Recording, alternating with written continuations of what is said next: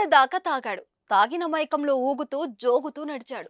మందు బాబులం మేం మందు బాబులం అంటూ రోడ్డుపై పాటలు పాడుకుంటూ అడుగులో అడుగులు వేసుకుంటూ వెళ్ళాడు. నన్నెవడ్రా ఆపేది అంటూ మత్తులో డైలాగులు కొట్టాడు. ఇంతవరకు బాగానే ఉంది. కానీ మరి మత్తు ఎక్కువైందో లేదా ఒంట్లో శక్తి లేకనో తనను డ్రాప్ చేయాలని 108 కి కాల్ చేసి పిలిపించుకున్నాడు ఆ తాగుబోతు. తెలంగాణలోని యాదాద్రి భువనగిరి జిల్లాలో జరిగిన ఈ సంఘటన అందరినీ అవాక్కయ్యేలా చేస్తుంది. గజం కేవలం 4,500 రూపాయలతో 165 గజాల భూమి కేవలం 8 లక్షలు మాత్రమే. రమేష్ అనే వ్యక్తి ఫుల్ గా మందు కొట్టి భువనగిరి నుంచి జనగాంకు నడుచుకుంటూ వెళ్లాడు.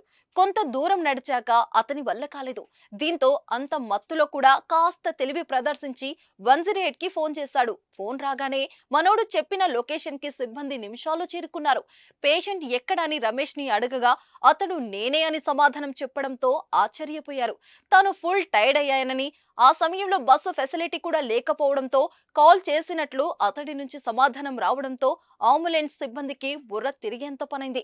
తనకు ఎమర్జెన్సీ ఉందని, తన పరిస్థితి బాగలేదని అర్జెంట్ గా జనగామకు తీసుకెళ్లాలని అతడు కోరాడు. అయితే ఏదైనా అత్యవసర పరిస్థితి ఉంటే ఆసుపత్రికి వెళ్దామని సిబ్బంది చెప్పగా లేదు లేదు, నన్ను జనగామలోనే దింపేసి మీరు వెళ్లిపోండి అంటూ వాదనకు దిగాడు. ప్రస్తుతం ఈ వీడియో సోషల్ మీడియాలో వైరల్ గా మారింది. ఆపదలో ఉన్నవారు కాల్ చేస్తే రయ్యి రయ్యి అంటూ వచ్చే వాహనం 108.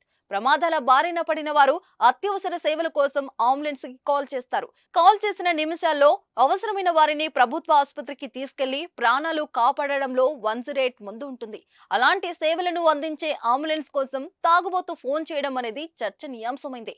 తాగుబోతు చేసిన పనిని చూసి కొందరు నవ్వుకుంటే మరికొందరు మాత్రం ఆగ్రహం వ్యక్తం చేశారు.